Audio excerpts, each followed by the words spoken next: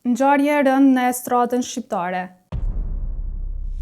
Këngëtari i njohur Shpat Kasapi ka ndëruar jetë sot në mëngjes me datë 26 nëntor 2025 në moshën 40 vjeçare, si pasojë një ataku në zemër.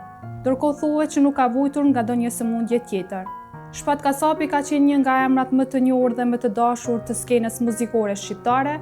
I lindur me 1 maj 1985 në Tetov, ai u rrit në një familje me traditë muzikore, që i dha shtysën e parë drejt skenës.